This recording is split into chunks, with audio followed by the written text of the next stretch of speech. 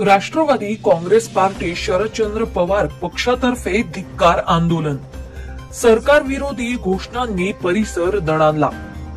अखंड विश्वाचे दैवत छत्रपती शिवाजी महाराज यांचे मालवण येथील शिवशिल्प कोसळल्याने महायुती सरकारच्या विरोधात निषेध तथा धिक्कार आंदोलन राष्ट्रवादी काँग्रेस पार्टी शरदचंद्र पवार पक्षातर्फे सिल्लोड तहसील येथे करण्यात आले।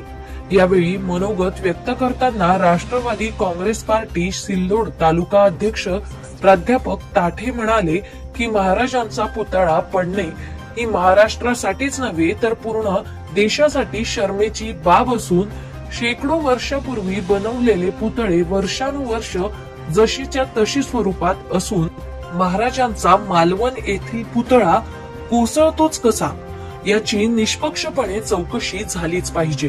त्याचबरोबर नवख्या शिल्पकाराला हे काम का देण्यात आले असा प्रश्नही त्यांनी विचारला।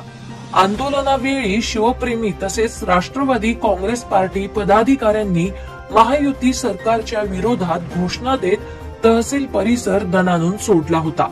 या प्रसंगी राष्ट्रवादी काँग्रेस पार्टी जिल्हा उपाध्यक्ष शंकरराव जाधव, किसान सेल जिल्हाध्यक्ष हरिदास मामा शेलार, उपाध्यक्ष राहुल सुरडकर, राष्ट्रवादी काँग्रेस पार्टी सिल्लोड तालुका अध्यक्ष प्राध्यापक राहुल कुमार ताठे, युवक विधानसभा अध्यक्ष विजय पवार, ग्रामपंचायत सदस्य कृष्णा गोराडे, सुरेश तोतरे, बापू ज्ञाने, संजय वाघ, राजू शिंदे, अजय राज कावले, विलास शिंदे, समा गाडेकर, ज्ञानेश्वर गवळी, महेंद्र झोरे, शंकर मानकर सह पदाधिकारी मोठ्या संख्येने उपस्थित होते।